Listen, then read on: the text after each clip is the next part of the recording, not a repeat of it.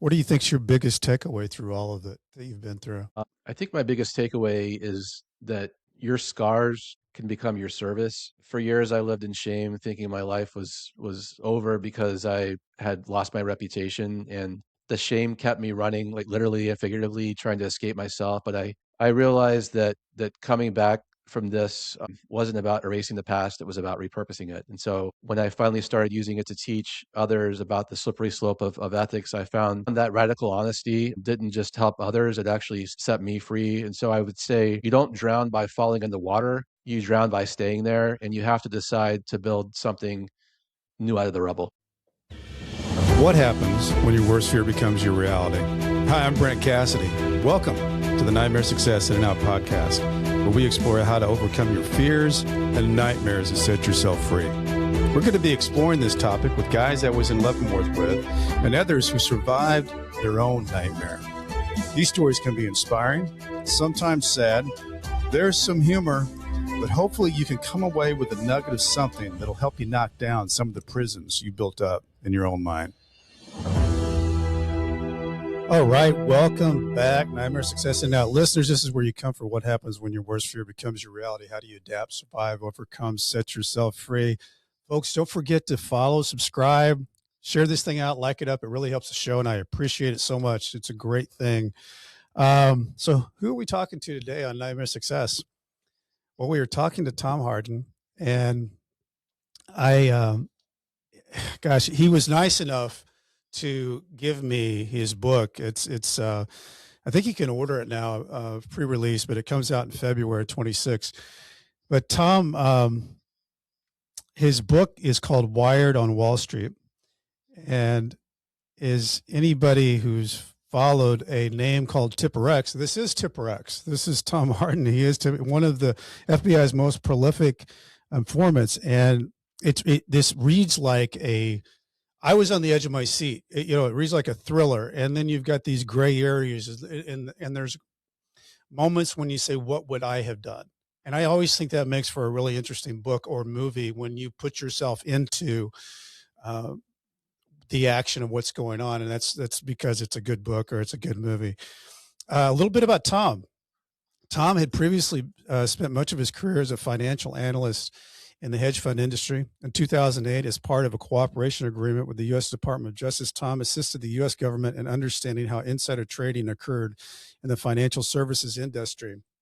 Tom became one of the most prolific informants in securities fraud history, helping to build over 20 of the 80-plus individual criminal cases in Operation Perfect Hedge, a Wall Street house cleaning campaign that morphed into the largest insider trading investigation of a generation.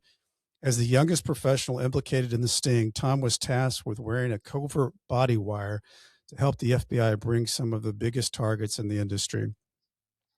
After resolving his case in 2015, Tom was invited by the FBI NYC to speak to their rookie agent class in 2016 that helped really launch his speaking career, and is now a global corporate trainer, speaker, and board advisor on misconduct risk, behavioral ethics, and compliance issues from his former frontline perspective.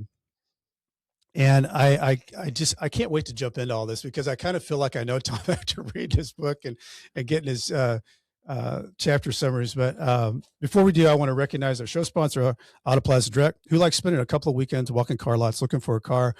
Then you spend 4 or 5 hours in the dealership to buy a car. It's kind of like a root canal appointment. Well, there's a better way to take away all that pain and hassle getting a car. It's called Auto Plaza Direct. They're your personal car concierge. Just tell them the car you want, what you can pay, and they'll go find that car for you.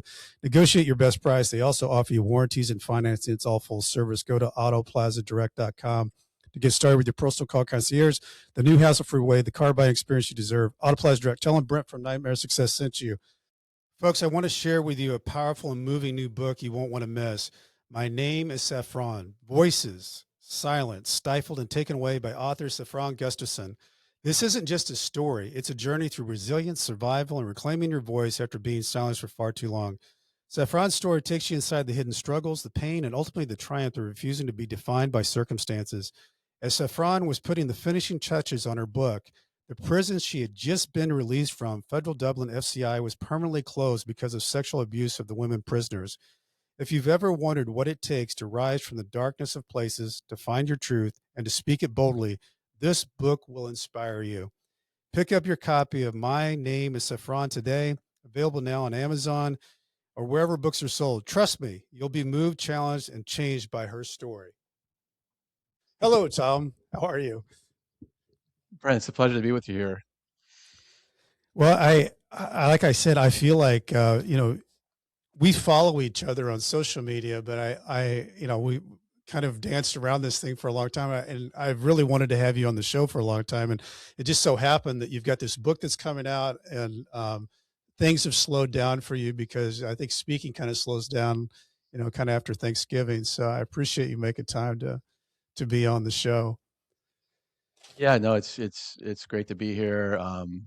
Wiley Publishing, I'm sure we'll talk about it, reached out last year about writing a book, so that was my focus this year, and got it all together and submitted it, and it'll be out in February. So looking forward to getting it out in the world. Well, I love the name of the book, Wired on Wall Street, because you know, we'll get into all this, but that kind of stuff is stuff that people just don't know about. I mean, wearing a wire, Yeah. and you've got a story in there that we'll get into where you, this guy takes you over to his house, and you're supposed to go swim. You got a wire on, but anyway, um, Okay. Tom, you grew up just like in a suburb outside of Atlanta. What? Tell us a little bit about what Tom Harding was doing growing up as a kid. Yeah, I was normal family. So the 80s and 90s, I graduated high school in 1995. My father was a Coca-Cola man his whole career, uh, experiencing the grueling commute around there in Atlanta around that time. My mother had a childcare business at our home, watching the neighborhood kids, and so they were just real models of hard work. My dad always leaving early, coming home late. My mom just running around with all these kids, and at some point as a child, I just developed this really focus on just wanting to succeed, to show that their hard work meant something. So in the book, I have a few childhood stories about my dad buying us the World Book encyclopedias before the Yes, internet, and reading that over the next 2 years, starting at I think it was Aachen, Aachen, and ending on Zygote, Zygote. And so Tom, I that was the is a fun crazy facts. story. When I read that, I thought, because we all at that age, I'm 58 years old. Having the encyclopedias like that, like if you had something you had to, write a paper or something, you went to the, whatever alphabet number that was, but you read all of them. I mean, that's Read it just all every night. got through got through. And it took about 2 years, so I was probably 8 to 10 years old. That was my reading, and then just sort of dominated quiz bowl at school. Right. I I wish bet. I wish I could do that now, but it's memory fades. But yeah, that was a big task I wanted to take down, and then become a soccer referee. I wanted to work, make some money, didn't want to mow lawns, and then it got to the point in high school where I kind of figured out business was the way I wanted to go, kind of by process of elimination. Didn't really like science or the arts, and then figured out, okay, what's the top business school to apply to for undergraduate? And my high school guidance counselor told me that the school I was looking at, the Wharton School at Penn, was only an MBA school. My dad and I didn't take that advice, and we drove to the public library to find the U.S. News and World Report rankings, and then found uh, found the Penn there as the top undergraduate school. So applied early, got deferred, and then I always joke in the '90s they probably had a quote for people from Georgia to let them in. So I was letting off the deferral list and got to UPenn. But you did a little bit more than that. I mean, to get in Yeah, there, you really made an effort that I think you started a club. Am I that's remembering that right. right? That's right. That's right. So I applied early, got deferred, which lowered my chances to about 5% of getting in.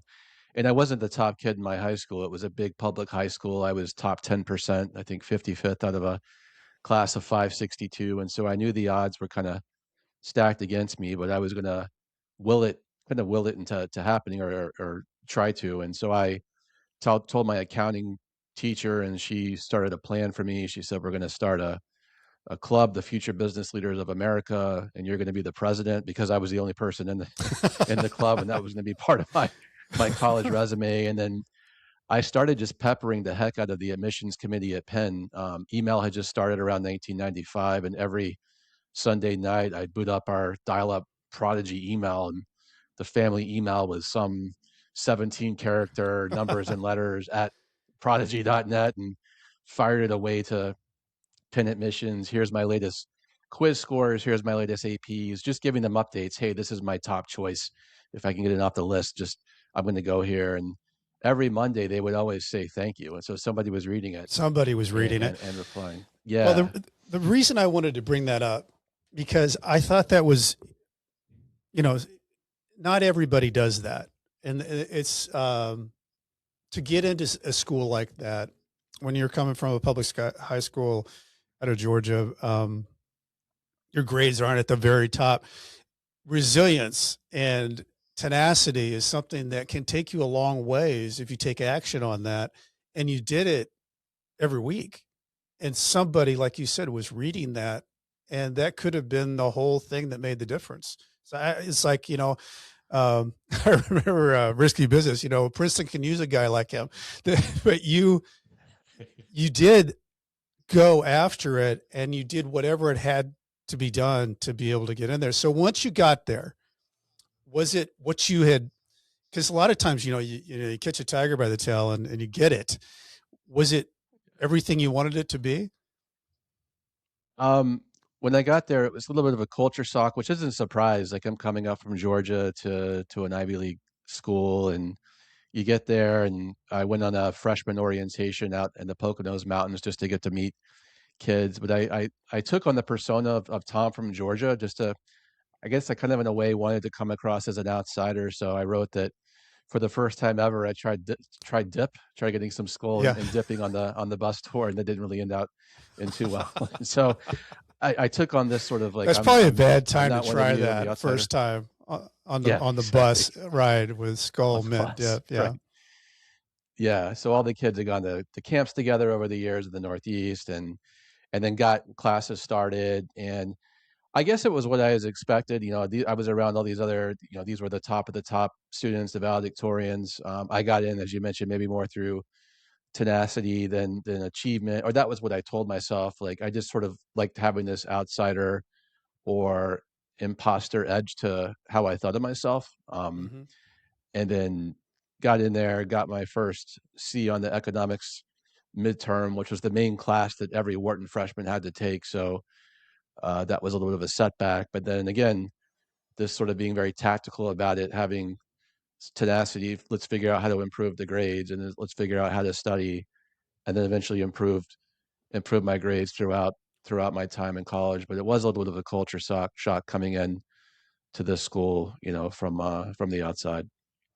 So when you got to that senior year, is it one of those things at a Ivy League school that people start bragging about? Hey, I got an offer here, or I'm going there. I mean, is it very like competitive to where people are one upping each other on where they're going?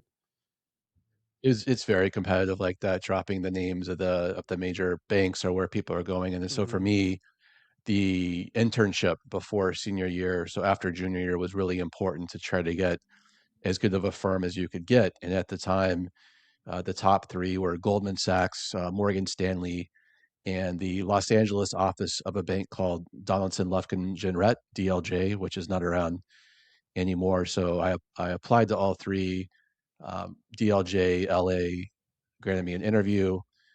Went into the interview. It was sort of, you're walking around outside this interview room in a hotel in Philadelphia, and it's like a finance anxiety ward. Like all the kids outside are trying to memorize their formulas and talk about accounting. And I went in there and I felt like I had bombed the interview, but I actually had gotten into Penn through an ROTC scholarship, which set me up to be able to cover about 80% of my tuition. And so the DLJ interviewers saw that on my resume and were interested about that commitment, which it was, to once a week going over and doing drill and classes with ROTC. And that made me stand out, I think, in the pack of candidates, and then be accepted for this internship, which later led to a job. And I later was able to pay back the scholarship, which I'm looking back now as an adult, back then where I thought, wow, I basically chose the Wall Street route over the military, which may have been better for my character and my integrity. And we'll talk about later how that slipped away from me on Wall Street. But that was a pivotal moment then to getting this job at DLJ. So you had that internship. I remember, was it did you meet somebody there that became a part of somebody that you was a reoccurring person in your life through that internship, or did that come Yes, later? yeah, my friend Alicia, As it, yeah. there was a pen friend who went on to hedge funds and hired me at her hedge fund, but then um, that was so she was sort of my closest friend at that job at DLJ. So you do the internship, which is a big deal. Um, you graduate. What happens? So I start working at DLJ in investment banking. It's 100-hour work weeks, and I expect this, but you couldn't just sit there all day and then the managing director gives you the work to do at the end of the day. You stay up all night, do the work, and it's on to the next one. And after a few all-nighters, my friend Alicia had already left DLJ after a month or so and got a job at a hedge fund.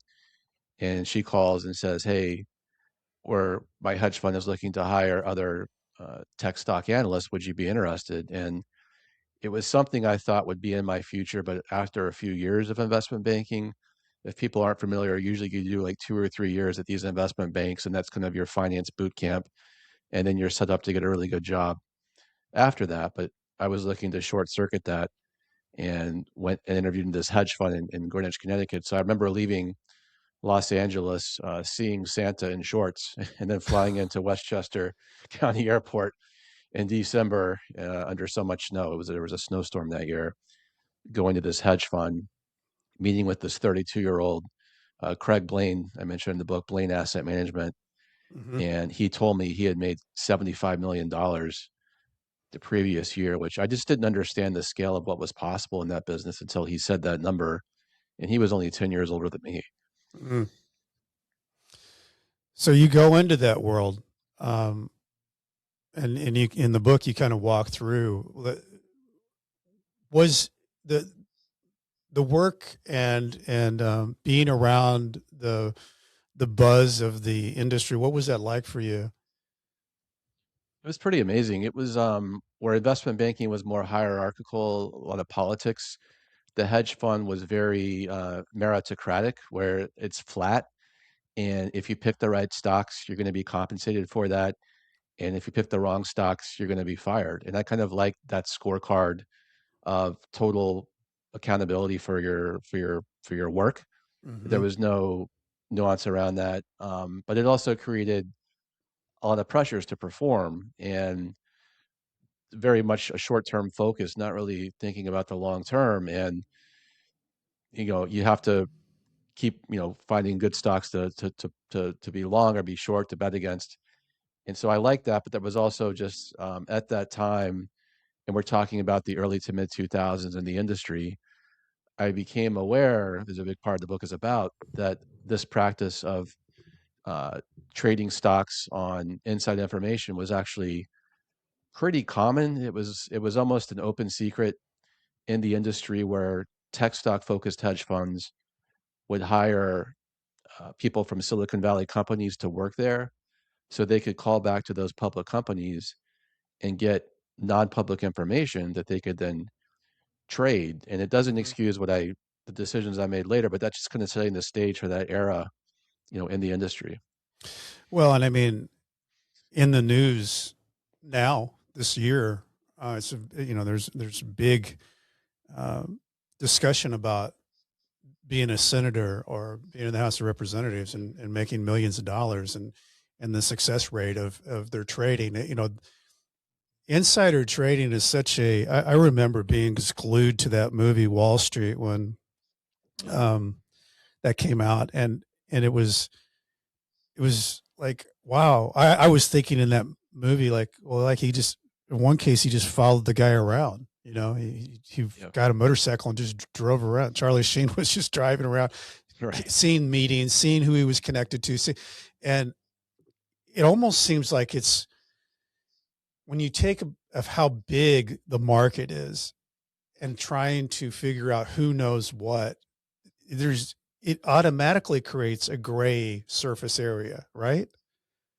There's a major gray area, and even today, I share my story with these hedge funds. I mean, they're all using drones to fly over, Tesla factories to see how many cars are being sold, or using cameras to figure out now with the AI sort of boom, like where the next data center is going and who's being supplied into those data centers. And like there is a lot of gray area. Like, okay, this is not really public information, but is it illegal? And you really have to have good kind of compliance to data to kind of work through what is or what isn't, because there actually is no statute for insider trading in the US. It's actually all prosecuted under securities fraud, Hmm. but there's not actually a statute that defines what it is. So it's very much a gray area for prosecutors to build cases, even if they're off the mark. So did you, I mean, getting into more and more of that world. I mean, I know that you had one that had nothing to do with insider trading, which it was like the pick of the century. If it all would have followed through, was That's the right. yellow pages, short them, That's go right. Google, and we become That's it. billionaires. Yeah. So my first hedge fund, I knew this was happening. I never felt I had to cross that line. And then my second and kind of final hedge fund, where I got to this great job. Now I'm 28, just going through a few different jobs I had. I mentioned I kind of Still a felt like I very was young running in guy, though, place. Tom. Still a Yeah, very yeah, still in my 20s. The first hedge fund closed down, went to another few other jobs. I remember just thinking, wow, I'm kind of on this treadmill now. Is it going anywhere? And then got a call from Evan Murphy in the book, who was sort of a mentor, and he said, "Hey, I'm being seeded by a legend in this business. His name is Julian Robertson, who has since passed, but at the time he ran Tiger Management and was now giving startup capital to new hedge fund managers. So at 28, I became a junior partner at this fund, and we started off with a 3 to 5 year horizon. So you mentioned I love tech stocks because there was always new people coming in that you could own the stocks, and then incumbent businesses that were gonna, I called them in the book, like melting ice cube businesses. Like you just knew hmm every year they were gonna melt. And so after a year after Google was public, I studied Google like every day. Right, this is the best business ever. It's just basically a tool in the internet. And actually, why the heck would we need yellow pages? And so, for younger listeners, yellow pages are things we got in our driveway that were really big big. But gigantic bricks. Yeah. yeah, exactly. And there was still at the time around the world about $30 billion of market capitalization within 7 or 8 companies, and that would have been my career trade. If I didn't go later with the insider trading, it would have just been own Google, and anybody can pull up the stock price the last 20 years and short the yellow pages, and those all went to zero. And that's really all you need. You need one insight in the business. People often think it's really complicated. You just need one career making insight, and that would have been it had I not made other decisions. So how does it start progressing for you? Because I mean, you're seeing people around; they're doing well. I remember you Hmm. talk about going to one of your people that you know well, that he's living in this gigantic mansion. Um, what does it start to feel like for you? I mean, I know you make an analogy of people driving 85 miles an hour, and what would happen if I just drove like 72 miles an hour, or 73 miles an hour, just a few more hours over the speed limit than really going fast. And I, Yeah. I think that's a great analogy because one of the things that I could feel in your book was this creeping towards this feeling of I can rationalize this because it's not that bad. Everybody else is doing so much more. If I just do a little bit of it, then I can keep this going and keep that going and actually maybe hit a home run over here.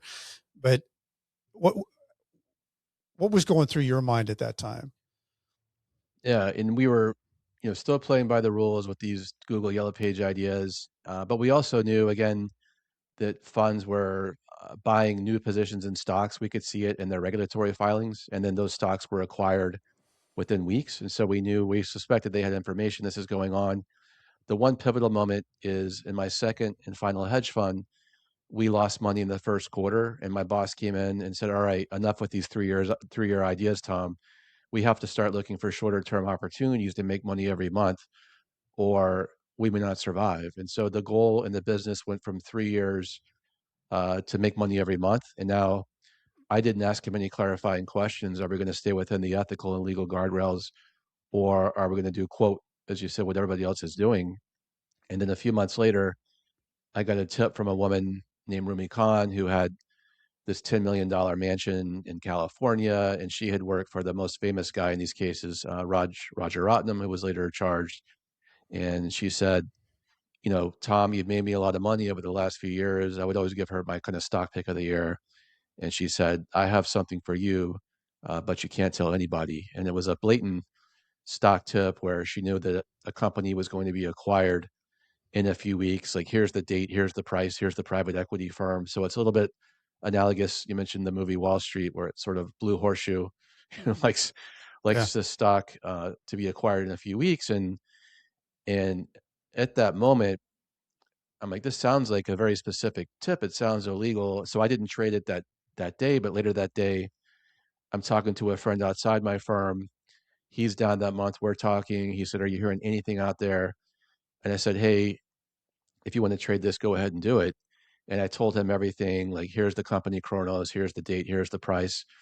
Now, just right there, I've actually violated the insider trading laws, at least in terms of the SEC's eyes, because I tipped it and I haven't even traded yet. Hmm. Now he has it. He tells his whole firm. Every day I see the stock going up a little bit. And he told me how much he bought. He's going to make millions if this plays out like she says. She has her entire E-Trade account in the stock for this event. And then I'm thinking, another week goes by, and so the stock's tipping up, and I'm starting to feel a little bit of FOMO.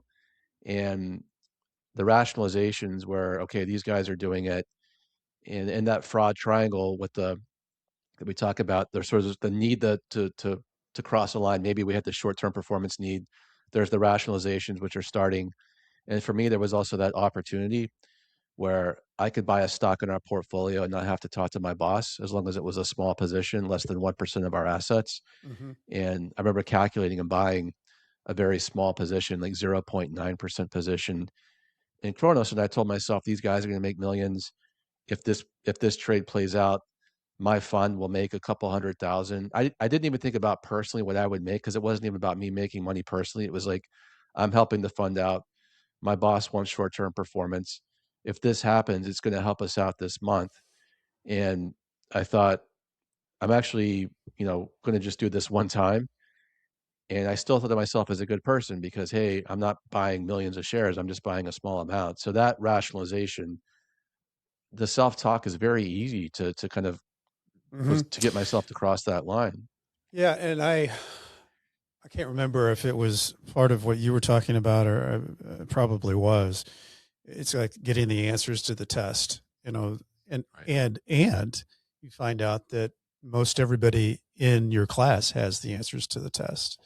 Yeah, Do that's right. you choose to take the answers to the test, or do you want to just take it cold and knowing that 80% of the class is going to do really well, and you're the sucker who tried to play it by the rules, or it's not so bad because it's the teacher's fault for allowing these answers to be out here and be found by everybody. And the crazy thing about that whole thing, that analogy, is in a lot of colleges, when I was going to school in the 80s, there were a lot of teachers that were just real lazy on, like, they'd have an astronomy class or something, and the every fraternity had those tests. Yeah. So what do you do? And Yeah. that's that whole rationalization thing, but it's in such a much bigger picture. This is real life, real dollars, millions of transactions, millions of dollars. And what do you do? And you Yeah. kind of just And that step into it a little bit. a little bit at a time, and then eventually I make the trade. And like to your point, when I was in college, I would think about my rationalizations. The service Napster came out, so technically you're stealing music if you're using it, and I just download a few songs every week.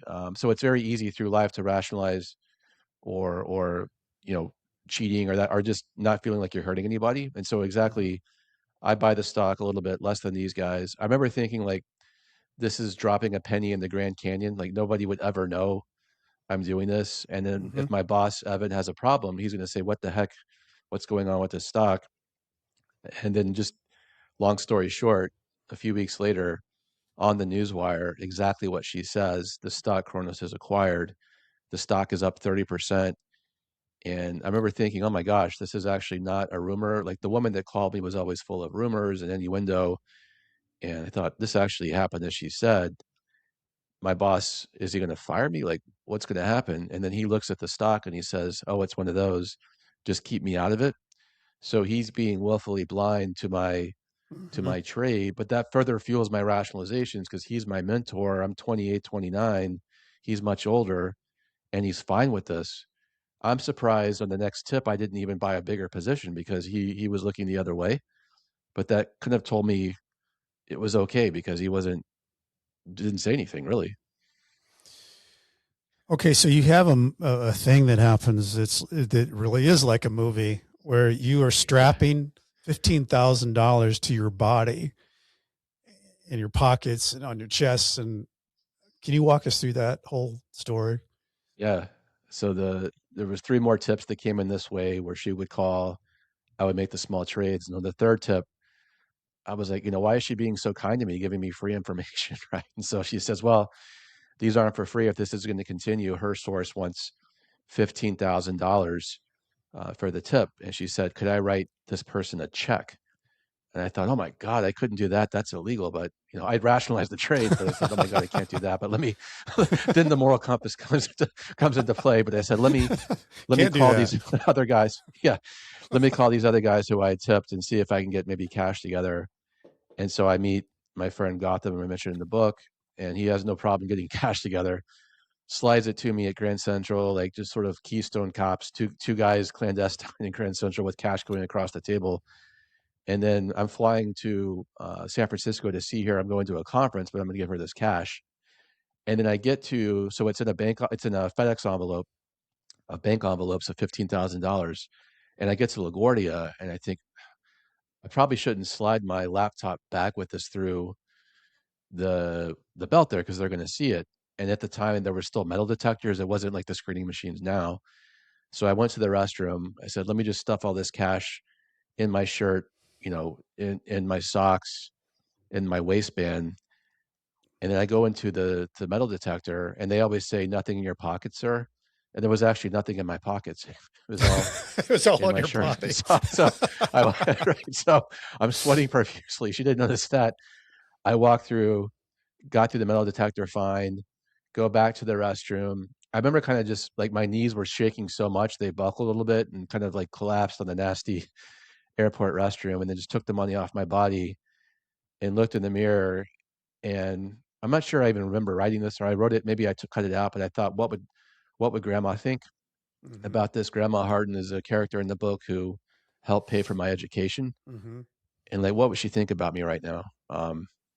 She wouldn't be, she wouldn't be happy. So that's always good to have the grandma test, but What would grandma think? that didn't stop me. Yeah, that was just the pause in the mirror.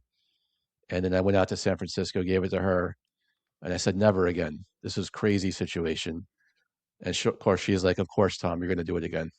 So she knew me. So it's not too long after that, I don't think, if I'm chronologically, you get a phone call where you feel like, or she says that she's been contacted. Right. Does So it that was give right. It was you only pause that, oh, well, I wonder if this means that we're all in this in some form or fashion? so a few months after that, so early 2008, she gives me a call and says she had been approached by the SEC or contacted by the SEC about one of the trades. She's going to be in New York, and we need to talk through scenarios that she could tell the SEC as to why she bought these four stocks. So it did. I got pretty nervous, thinking. She said, "Oh, I didn't give them your name. They weren't asking about you. They were just asking about reasons I bought these stocks." So she said, "Let's meet in New York. Let's have lunch."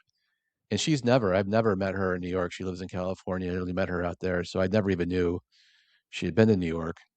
And then we sit down for lunch outside the Rockefeller Center ice skating rink there, overlooking that, and had this lunch. And she's basically asking me, what would I what should she say about these trades? How should she cover her tracks?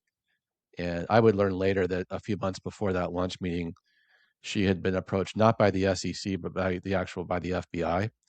So I'm pretty sure that she was wired up on me there, and I told her every cover story she could use, and so I then implicated myself. But several more months went by, and I didn't. She didn't really talk about it, and I kind of stopped thinking about that meeting because then we're into 2008, the stock market starts crashing, Hmm. and I'm just focused on survival at work. That spring, going into that early summer, and that meeting with her, I didn't really. She kind of stopped calling after that too. She didn't really check in much anymore, and I was kind of just trying to survive at work until one morning in July of 2008. Yeah, and I mean the crazy thing about when all this happened for you, the whole world was going. You get Lehman Brothers and all the big things, and that nobody ever thought were too big to fail, start falling apart. And what was that like being in that world at that time? It was just insane because the people, like the movie The Big Short profiled some Hmm. of the people who were early onto this. And so we had one guy who sat across from us, Chris, his name's escaping me now, but he's in the book where he was sort of like the Michael Burry character in The Big Short, where he's Hmm. seeing this happening years in advance and he's too early shorting these bank stocks. But he said, this is going to happen, these mortgages, this is not sustainable. And for me, I remember I was in China on a research trip in March of 2008, and Bear Stearns, like it went to like $3. Hmm. And this was a $70 stock. I'd never seen something like that. Right. And I called back to Evan and said, we have to really reduce our risk to the market because this is crazy. This is Bear Stearns. These are sort of the cowboys of Wall Street with a great history. Stock's gone. Like that was just seeing something go to zero eventually. I'd never seen it before. Like that was just crazy to be, and that was just the beginning. That was just That early was just the 2008. beginning. And Yeah. in this time you've you've gotten married. Sue Yeah. is your wife, and uh, when this all kind of starts happening for you, are you a man on an island? Do you share any of this with her, or how does that work in your personal life So up before until you have before, yeah, the event that happens with the dry yeah, cleaning, which we're going to talk about? yeah, yeah. Um, I'm kind of on an island. It's a really good question because I always tell people now, if you're ever not sure, just sort of reach out, get some help, like talk these issues out, talk to somebody, get outside your own head because I was making these decisions in isolation. Everybody's doing it. I'm just taking a flyer, a small trade. If I had talked to Sue and like she's very, the moral person in the Hmm. book, just a very good sense of ethics. I think, hey Sue, these other guys are doing it. This woman just called me. I'm thinking about making a trade. Like Sue would have slapped me around. Like, why Yeah. would you ever do that? Like I married you. I know who you are. You're a good guy. That's why I Hmm. married you. You would never do that. I think if we played this back again through history, if I had told her, it may not have ever happened. Like I probably wouldn't have made the trades because I was in my own head the whole time. And Yeah. had I talked to her, she probably could have like put the stop on this before it happened. So she didn't know about the trades. Yeah. Yeah. I was just curious. I think, it's always interesting for guys like us sitting around talking about what if, I would have done this or I would Yeah. have done that. Um, the, because it really is like a fork in the road, true fork in the road. But so you have this normal day that's happening. You go, you drop the cleaning off. I maybe drop the kids off at school. Can't remember, but it's just normal.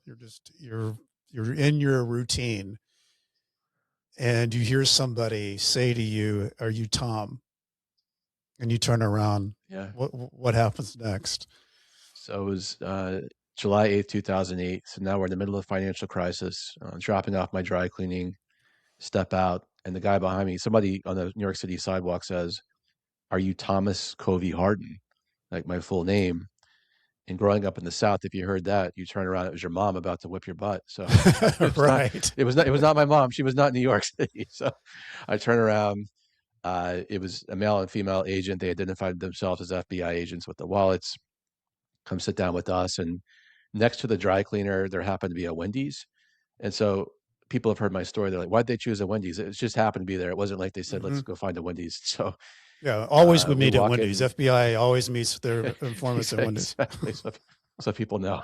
Yeah, don't go to Wendy's.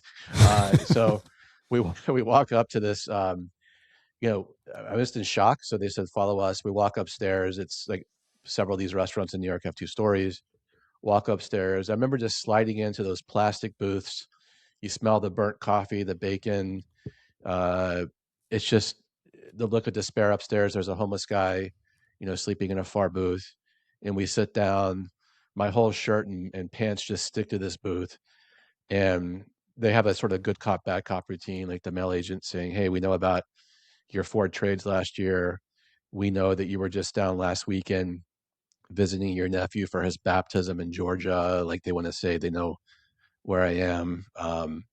And I thought my first thought with the FBI here at Wendy's was, I thought, oh my God, my dad's going to kill me. What's he going to say? That was my first thought, still in my 20s, still very close with my parents. And Yeah, oh my God, they're going to be so it's gonna disappointed. be Like that was really the first, embarrassing. it wasn't about my future or any type of consequences. It was just that embarrassment with my parents. And I thought, oh my God, Sue's going to leave. We had just been married a few years before. We had no kids up to that point, so it would have been very easy to get the marriage annulled. Like I had no idea this guy was doing this. I thought it was somebody Mhm. else. She's going to leave, and then I thought, this might impact my career. Oh my God, what's going to happen?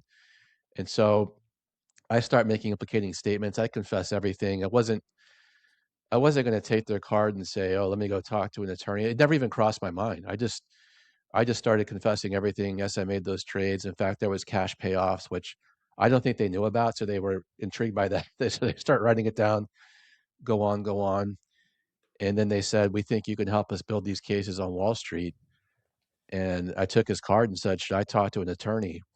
And the FBI told me not to talk to an attorney, that they would let me know. And of course that's unethical, but they're just trying to build cases. I'm just, Right. one person, one person on their way to the next job. Um, so I didn't talk to a lawyer for a while, and they told me the only person I could talk to was Sue about this. And then I walked out of the Wendy's in a daze. The agent got me a taxi to work because he just was worried about me walking into traffic, just because I was so in Hmm. shock. And then went to the office, and then I walked at lunch. I walked over to St. Patrick's Cathedral. I just converted to Catholicism for marriage, and I thought, what a great time for a confession. so This is the big so I went one. to Yeah. St. Patrick's. Yeah, I went to St. Patrick's, and I remember having some gallows humor. Like it was kind of crowded. Like how many other hedge fund guys are in line? Did just talk to the FBI and sort of just trying to, I don't know. That thought came into my mind, and sat in the booth. Forgive me, Father. Went through my whole life story, and then finally got to the bad stuff. And he's like, "Wow, it sounds like most of your life you were on the straight and narrow. This part of your life you messed up, but if the FBI is giving you a chance to clean up the industry, you should take that opportunity to do something right." So this wasn't about, I should have talked to a lawyer too, not just a priest. Mhm. And then I called the FBI. I said, "Well, I already violated what you told me. I talked to a priest," and they said, "That's fine. You can talk to a priest." That's fine. But I had to tell Sue at some point, and I waited till Friday after work, and that was a Tuesday morning, and I think I was having panic attacks or bed sweats, or definitely Mhm. bed sweats. It was crazy. Like she knew something was up, but I worked such long hours the next 2 days. I didn't want to see her. And then Friday after work, and she was working at Lehman Brothers, which was crazy at that time. And Mhm. young couple in New York, how was your week? And I said, let me go first. I have to tell you something. You have to sit down for this. And I told her everything. And I remember just accepting, like, hey, I did this. I made these trades. I'm not going to try to tell a different story. This is exactly what happened. This is what I told them. I talked to the priest on Tuesday. He thinks it would be best for me to kind of help them clean up the industry. And it was such a shock for her. She wasn't expecting that. She said, can you say it again? I said it again. Yeah, and And she said, wow, I think the way that you described it, Tom, in the book was she thought you were going to talk about that there was something wrong with your marriage, or if there was yeah, you yeah, had somebody at infidelity or work, or yeah, somebody else. Right, yeah, right. She was prepared for something like that because I was acting so weird. So in her mind, what could it be? It's not FBI agents. It's yeah, maybe he's seeing somebody else, or yeah, something's going on. And so not that she was relieved, oh, just some insider trading, but it was sort of like, okay, like the way she took it was not personal, which I'm very lucky that, hmm, and it wasn't easy after that, but the way she took it was as best as she could have taken it in that moment, getting hmm, that news. and that the life that she was thinking about in the future was not going to happen. She wasn't going to be married to the future hedge fund manager, and Right. she would have had every right to say, I don't know who you are, that Hmm. you lied in the way of like not telling her about these trades, and that she had every right to leave. And it wasn't easy, but she took it as well as she could. And that was, at least for me, not a relief, but a little bit like off my shoulders, that now we're going to have You're going to have a like not a, like a companion. shared, Yeah. yeah, companion through this, right? It seems like she's going to stay around and I could talk to her. And then had she kicked me out, I would even hate to think how dark it would have been for me, Mm. at that point. So, Well, so she took it as well as she could. let's take a break there because when we get back from this, I want to talk about how and I could feel your uneasiness about, am I not any good at this? It was almost like you had to try to perform with this wire and these discussions that you were having. And I want to talk about all that because that's just a just a wild position to be in. So we'll get into that. A lot of people don't like how they show up online. Many individuals think there's no hope when it comes to managing your reputation on Google. There is hope. It's called the Discoverability Company that can help you. Whether you're building a reputation from scratch or you're repairing your search results after a negative news story, Discoverability can also help you how you're portrayed on popular AI services like ChatGPT. To learn more, visit discoverability.co, not .com.co. Listeners of Nightmare Success can take $100 off with coupon code Nightmare Success. Nightmare Success podcast is sponsored by the White Collar Support Group, the world's first support group devoted to people navigating the white collar criminal justice system. I'm a member of the White Collar Support Group, and I can tell you this is a bunch of people who help each other through the criminal justice journey for free. Whether you're just starting your journey or you've made it through to the other side, this is a great space for you. You can join us on Zoom, Monday, 7 p.m. Eastern Time. For more information, go to prisonist.org. That's prisonist.org. Okay, Tom. So you're diving in the deep end. You have no idea about what it means to be an FBI informant and to wear a wire and to have conversations with people where you have to get information that means something. And I'm assuming, because I was reading the back part of all this after it all happened, when you're going to sentencing, I guess there wasn't any guarantee that, hey, you do a great job for us and you don't get any prison time. It's just, we'll see if you can help us, and hopefully that's good enough. And if it's not, well, we'll deal with that in the end. It was a pretty surreal. Like, I bet with the FBI, and they showed me a small piece of metal, and I thought it was a BlackBerry battery. I was just so naive, and they said, "No, this is a recording device." And for me, as an informant, usually an informant would be in a terrible situation. Would you wear a wire on the person that you tipped in insider trading, which is probably a friend or somebody close? And the person I had tipped had already worn a wire on me, and the woman had worn a wire on me. So I had this open playing field with the FBI. Like, they asked me who are the worst actors in the business, and so the kind of way I rationalized again doing this was, hey, they're giving me a chance to kind of clean things up, and that's the way I thought about it. And but easier said than done. And so they just kind of threw me into a situation where my first meeting was with a Silicon Valley hedge fund manager. We're meeting at a coffee spot. I meet him kind of for the first time face to face. I'm introduced to him through one of his analysts. And what I'm trying to do in these face to face meetings with people who I don't really know that well, I'm trying to get them to confess crimes, like actual times they traded stocks with inside information. And again, there was no like multi-week training course at the FBI Academy. This was just like, or not something I was taught back That's at what I was going Wharton. to ask So you was, is yeah, it, did you get coached or did you just go into these things? it was just kind of thrown into the fire. And I was so, I was so nervous. I just wanted to get to the punchline. Hey, nice to meet you. I'm Tom. How's your drink? Okay, how do you insider trade? Like, and then that would shut down the target. And then the FBI, they would sit at the table next to me. So I'd walk in. I remember the first couple of meetings, I was surprised they were there, but I think they wanted to make sure I wasn't sliding, like if you were a target, I wasn't sliding you a note, hey, I'm wearing a wire, don't talk. So they wanted to make sure I wasn't doing that. And then the person would leave, I would drop the wire to them, the device. They would listen to it later. And the first few meetings, they said, Tom, you're doing a terrible job. I'm like, hey, it's my first time doing this. There was no training. Like, I'm just trying to figure this out. And then the coaching came in.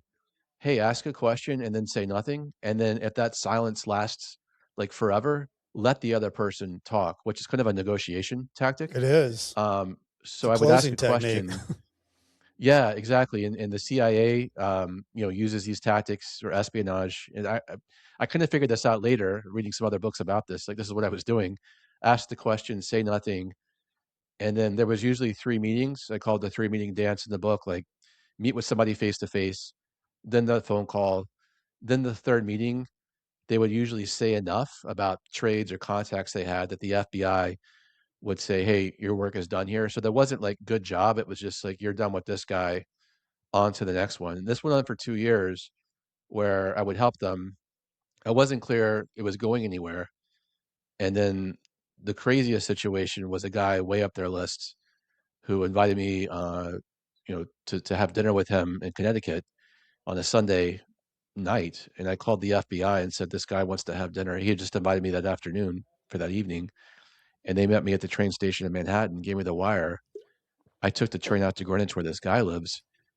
And he's kind of like has a smile in his car. I get in his car. He said, "Hey, I brought swim trunks for you. We're going swimming at my mother's house. So I'm going to go swimming with this guy, I guess, in the swimming pool in Greenwich, Connecticut." And we drive to this house, and it's so dark. And we go into this room. He starts disrobing. He wants to see if it's taped to my chest. It was in my front pocket. I excused myself, went to the restroom, took the wire out, put it in my jeans, put these swim trunks on. So it's the two of us walking up to this pool. It was so quiet. I saw a shovel against the house, a hole in the ground. I thought, "Oh my God, is he gonna have me killed or something?" And then I saw he was having some landscaping done. So we got in the swimming pool Oh, and he grabs a tennis ball and we're playing this awkward game of catch, like playing catch in the pool. He's pouring it on me. I just want to go home. And he said he had spoken to an attorney. He has to ask me one question and I have to be truthful. I was going to give it up. I was going to tell him everything. I said, mhm, "What's your question?" And he said, "Have you been approached by the SEC?" Which I truthfully hadn't. So the SEC is the regulator, the FBI, of mhm, course, is law enforcement. So I said, "No, not the SEC." And then actually, as I was writing the book, there's a term called paltering, where you're trying to help the person with your answer, like get the answer without saying it. So I mhm. said, "No, not the SEC." He didn't catch that. He starts making all the implicating statements. Of course, that wasn't recorded. And this guy was actually one of the worst actors, and he was never charged. And that was the craziest moment where I felt I was actually in danger doing this. And he was actually never charged, in these cases, but that was the scariest moment. So when you go home at night and you and Sue are you guys talking about this? We're talking about it to some extent, but really only if she asks me the questions. And so I'm trying to protect her as much as I can, but she is fearing kind of like our future's unknown. Like what is this wire wearing What's gonna this do lead for to? us? Is it what does this do for us? And I remember thinking I was just trying to stay positive. And so I remember I don't think I told her this, but I thought maybe I'll be a professional like informant for the FBI, or maybe I'll be like the movie Catch Me If You Can, Uh Frank huh. Abagnale, like I'll be an FBI consultant, or maybe they're gonna drop the charges and then you just try to tell yourself stories, stay positive, like this is all gonna work out. And so I had those thoughts going in my head. And then about well over a year into this, the FBI, told me to talk to an attorney, and of course, my attorney's like, "They're not. What are you talking about? They're not going to hire you. What do you think you are? Like you're an informant, and they're not going to drop the charges like just because you're doing this." And so he had some So reality it had been that amount for of me. time that you had never talked to an attorney. Never talked to an attorney Wow. once, and not even like yeah, never did. I just felt I'm going to take their orders. I'm going to try to clean up the industry. Maybe that'll all work out, but um, and I thought to some degree my name might not come out forever, which is kind of foolish. And then the first arrests happened in the fall of 2009, where my wife had just given birth to our first daughter. She's home on maternity leave like 3 days after giving birth. The FBI agent calls me and says, "Turn on CNBC." Mm. And 20 guys are in the perp blocks and being walked out by the FBI, where the news cameras just happen to be there when the FBI is there. And all these people I recognize. And in the Wall Street Journal, it says, Tipper X is right in the middle of all this. And I didn't know I was Tipper X, and I called the FBI, and they gave me the answer I already knew. They said, "Yeah, that's you." And so I thought, wow, this is crazy. I wasn't sure the wire wearing stuff was leading to anything. They never really told me how it was going or Hmm. the details of their investigation until all these people were arrested in the fall of 2009. What did you feel like when you saw those people that you knew or had been part of that they were being walked out? What does that feel like? Yeah, it was pretty, I had a substantial hand in doing this, but it was pretty gross to see like people being walked out of their apartments. Just that the news cameras just happened to be there, so this was going to be sensationalized by the media. And I also felt to some degree like these are some of the worst, actors in the business, and I was helping them clean up the industry. But I held two opposing thoughts, which is hard to do. Like, I guess I'm helping them clean things up, but also this doesn't seem right to make it such a pomp and circumstance out of this. These are also Mhm. regular people. So Mhm. it was sort of two opposing thoughts. Yeah, because I mean, you were in this, in a sense, you're straddling the fence of Yeah. knowing kind of what that felt like. I mean, you had that world come down on you at Wendy's, and then you're on the other side, um, seeing that event happen, and you're really on the FBI side of making some of this stop. So I was, I think it's really interesting to be in that world because you really were, it was a world divided. You could feel both because you actually were on both sides of the world. So they're divided up. Uh, I know that there was a time, and maybe it was around this time when Sue, when this comes out, and she says something like, "Why did you do this?" And that was seemed like that was the Yeah. first time that it boiled to the top with Sue. That she's like, "Wow, this is big." Yeah. So eventually, Tipper X's identity was not going to stay anonymous. The FBI wanted me to cooperate on two friends who I just felt those are good men. Like that's I could have had a code like this is a line I'm not going to cross with this. Like I'm going to help you. I'm going to help you with who I think are the worst people, but I'm not going to do this to friends. And then the FBI said, "Fine, we're done with you." And so January 2010, on the front page of the Wall Street Journal, Tipper X is Tom Harden, and Sue had just gone back to work that week from maternity leave. So on Monday, she's showing pictures of our new baby to her colleagues. A very happy day. And then 2 days later on Wednesday, her husband's name is on the front of the Wall Street Journal, and she had been holding it together. She was very stoic, Mhm. just like let's just focus on what we can control. We can't control a lot, but understandably, she came home from work that day. It's already an emotional period for a new mother to go back to work Sure. with her first baby, Right. and Yeah. then to come home on the bus, long commute. The news cameras had been at my door all day. Like phone calls are going off the hook, and she just comes home and grabs Molly from my arms and just walks into the corner. And she says, "I can't believe you did this to us." And so that was the lowest moment I felt through all this. Like not even like, That was the the rock swimming bottom. pool was crazy or like the Wendy's was crazy, but then seeing how my decisions impacted her and sort of her taking Molly from me and like my actions impacted them, like that was just brutal. Like just as a man, as a father, is trying to figure it out, as a husband, there was pretty much nothing lower than that. And she had held it together so well just until that day when it all became public. Because she was holding it a secret too. She couldn't tell anybody until Right. Of course. this was public. Yeah. So you kind of were in purgatory for a while because all those cases had to go through before they could get to you. Is that kind of how it worked? Because I think like 4 or 5 That's how it years went worked. by. Yeah. Yeah.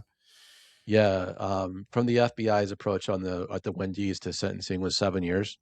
So it was all most of my 30s. Mhm. So as we all know, it's hard to find work. And my lawyer said, "Hey, you're not going to really probably be hired by anybody. You're going to have to start your own thing." And at that point, Sue was just amazing. After that, she said, "Just try to be the best. You're a stay-at-home father at this point. Just be Mhm. the best father you can be. Just focus on that. Again, let's just focus on the controllables. We're not.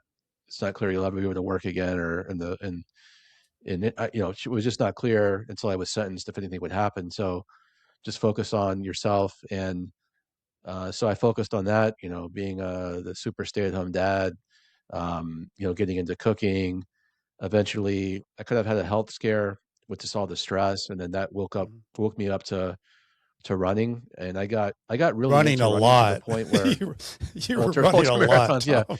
not just a weekend warrior. It was like every day, running twice a day, and it got to the point where I was doing so much running where it allowed me just to focus on my health and getting I got super thin. But it also kind of gave me a way not to have to deal with what I had to deal with professionally, like the future Mhm, there. So I used it was good in a way in terms of having that release, mhm, but it also was not good because I was using it as a crutch to anytime she wanted to have a difficult conversation, I said I have to go for a run. mhm, So she put up with that with me. And I got into ultra marathons and I signed up for this 100-mile race as I got into this. And it was around a 1 mile loop, a crazy race. And 78 miles into it, my legs are breaking down. Nothing happens good at 78 miles in your first 100-mile race. And no. remember mentally, I'm done with this race. And I go and pop the trunk to my car to take a nap on the air mattress there. And she had brought the girls earlier. By then, we had our second child. And she had left me a note on the pillow in this air mattress that said, we didn't sleep on you. You can't sleep on us. So I turned around, finished the race, and just like I'm still amazed by her resilience and being able to just like like sail through the storms through this the way she did. And like I finished that race and just figured, wow, I think she's gonna stay with me. You know, we had It this was awesome to conversation. see. We probably should hit the record button before um, we Yeah, started the interview. But you and I had this conversation about our wives, and yeah, like you never know what's going to happen. You know, you just don't. Everything's so comes at you as a tidal wave, and you know, with Sue being that person now that you could be with and rely on and see that resilience in her. I was talking about Julie with, us having the three daughters and I see her being that role model. I was going through the stuff and probably was very selfish that it was all coming at me, but it was really coming at all of us. And Julie really created for our girls this, you know, thing of what you do in a storm. And I look at my girls now, we've survived this, been out of prison for 9 years and that's like, I know that they went through something that they shouldn't have had to have gone through, but I'm so proud of how they handled it. You know, they went from a very yeah, well-to-do family to working through college and doing the things that had to be done. But I think a lot of that had to do with their seeing their mom do that. You know, she yeah, went to work and she had to go to work and she had to hold everything together and she normalized a horrific situation to where the girls could live through it. And I think I see that from Sue. You know, she just did what needed to be done however it yeah. needed to be done. And she was also getting you back up on your feet. You know, you kind of went through this whole depression of, well, what am I going to do? And she, in that time Right. period, was seeing that and giving you courage, giving you confidence to take those steps that you needed to take. Yeah, she was just like right when I had the health scare and I was much heavier. She signed me up for the first 5K race, which turned into these to running. And she really and she held down the job. Like she had left Lehman Brothers and was a client of Lehman Brothers. It was just a touch and go job because it was still cleaning up the financial crisis even years later. And she just held it down. And with we decided to have a second child, Claire. And so I'm the stay-at-home dad, but she's also, being the mother and just like just unbelievable. I've just, as I wrote the book and I mentioned we were talking before, like it's nothing, it's pretty surreal to interview your wife and say, how did you get through all this? And I wrote the book in 2025 and she said, thank you for asking me because you never asked, and that was Mm-hmm. so many years ago this all happened. And I thought, right, you're right. I never did ask because I was just so concerned about myself. And she's like, I was right there with you every step of the way. And I almost took that for granted, Brent, at the time because Yeah. I was just so self-consumed. Yeah. Well, let's talk about that moment when you finally get through this point of reckoning to sentencing. What are you thinking, Tom? What's your attorney thinking? Like, this is a different type of case. This is a different type of involvement. Like, what are you thinking? So going into sentencing, it took so long because you mentioned everybody I helped them with had to be sentenced, and And the PSR pre-sentencing report was, recommending just like a time served sentence, not even probation, like a pretty light sentence. The FBI had written me what's called a 5K letter, and so they wrote, the first page is the four trades, but the pages after that were all the cooperation. But we weren't sure because the judge I had was pretty much down the middle. She wasn't pro one side or the other. You can look up those judge ratings in the federal court.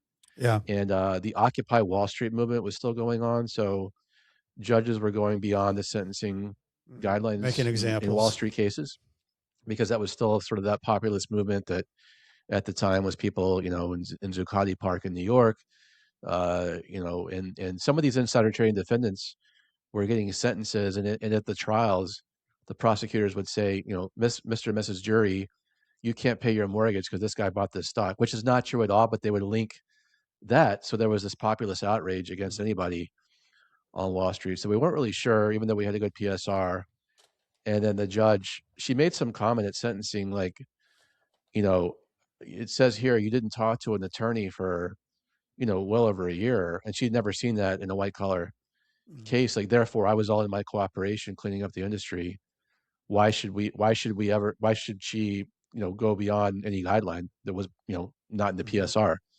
So then she sort of hits, it's time served, which is the most lenient sentence. But then, I remember talking to my lawyer, like, okay, now I can go on with my life and find a job. And he's like, hey, that's still gonna be tough. Because you have Right. the securities fraud, you have, two felonies, securities fraud, conspiracy charge, and then you're still gonna have to start your own company. And then the AP reporter walked up and she's like, the letters, the judge was actually really touched by the letters, and we all have to get letters at the court. And I didn't want anybody in the courtroom at my sentencing, and so that was another tough conversation with Sue. Like, I didn't even want her there. And there's a powerful moment in the book where she's like, I've always been there. Of course I'm going Mhm. to be there. Mhm. And so she was there, but I had sort of that empty courtroom with a couple of reporters and some great letters. And then the AP reporter says, hey, it's pretty crazy. You lost like 70 pounds, ultra marathons. You're a vegan. Let me write this up as a story, just as like an inspirational thing. And then the first ever podcast discussion came out of that.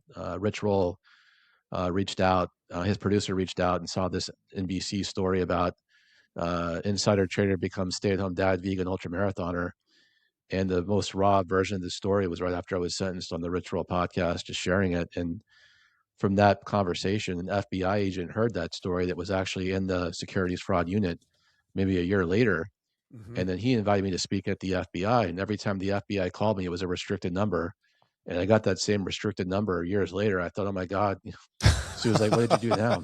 I don't know. Like, what did I That's do? And he said, hey, we arrested 80, we charged 80 people. You were the youngest guy. And, you made personally, I made $46,000 on these trades, which was the lowest by far. Mhm. And I remember thinking, well, thanks for rubbing it in. I was trying not to get caught. That's how I was making small trades. And he said, Right. well, why don't you come talk to the rookie agents here on rotation about what it's like, what they should be thinking about with cooperators and informants and building these cases. And I remember talking at the FBI and saying, hey, don't tell them not to talk to an attorney. That's not the right thing to do. These people are scared out of their minds, like Mhm. play by some code. But just shared this story with the FBI, and they encouraged me to go out and kind of just start a speaking business, which is much easier said than done. Anybody, Oh my gosh, with a it's past it's a whole like ours, it's a it's whole world of having to figure out. Yeah. But you did, yeah, it's Tom. yeah, You did it do it, wasn't and talk to us about that because that's yeah, and you do it well. I mean, if anybody wants to go like and see like just if, I'm pitching you as a speaker now, but if you look at your sizzle reel and those things, uh, you're very authentic and you can feel your stories, and that's what a good speaker does. But tell us a little bit about how you got into that world. Obviously, the FBI gives you the leg up, the hand up, but then how do you get out there? yeah. And this is like easier said than done. Somebody with a a past that's not great is going to go talk about it. People are going to be very skeptical.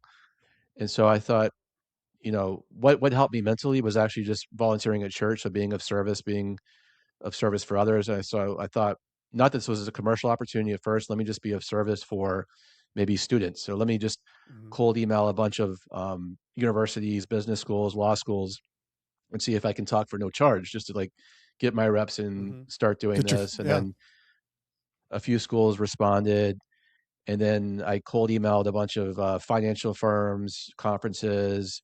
A few responded, and I kind of started to see something come together. Sue had taken a new job at this point, but it was still not clear for me if this would be any commercial path because I wasn't asking for money. I was just like, let me just get the reps in to see if this even resonates before Hmm. I even think about doing this commercially. And at that point, um, Sue had had some rough commutes again, didn't like this new firm. The only second time I saw her cry was this day coming home. I can't do this. And I had made like $3,000 speaking up to that point. I said, hey, you don't have to do this anymore. I've got this. And that was just unclear at the time. She's like, you're crazy. There's no path. There's no clear path for you to be able to support the family doing this. I said, I have to Hmm. figure this out. And I just started getting hired at that point by financial firms to talk to their young people or their whole firms about these rationalizations, what these look like in the industry, what these look like inside their firms. I read a lot of books on behavioral psychology, like why do good people do bad things, and then Hmm. it almost made me feel better, like I'm not the only one. And at that point, I met our group, the white collar support group, in its early days, and started going on the calls and meeting other Hmm. people in our situations and how they got through it and what they were dealing with at the time. And that certainly helped a lot, like not being alone in an island, having Hmm. that support structure as we have to this day. And then eventually, word spread. It was just word of mouth talks, and 2017, I did like 80 talks in 4 countries, and I wasn't even marketing it. I didn't. I just felt it kind of looked weird if I'm marketing, talking about my story, and then 8 or 9 years later, now it's been like over 630 talks in 13 countries, and I just can't believe I've been able to find some meaning, in the wreckage, and especially today, anytime I talk to young professionals who are the young Toms or the young potential Toms, when they email me and Hmm. like, I'll never forget this. I see how easy it is to convince yourself and to surround yourself with people of questionable integrity, and how tempting it can be if you have the answers for the test to look at them, right? And Hmm. so it's just not something I expected, but I'm in a good, about as good a place as I can be now in terms of my mental health and everything. Like thinking about this whole journey. Well, the reason I wanted you to talk about that is because I think it brings it all the way back to your Wharton days of trying to get into that school. The tenaciousness, the discipline of sticking with it. That kid's still there. He just had to go Yeah, back. You know, you lost your 30s, but that you went back to where you were. Trying to get into that Ivy League school, and whatever that is, I don't know. It's an intangible thing, Tom, but it does show people who listen to this.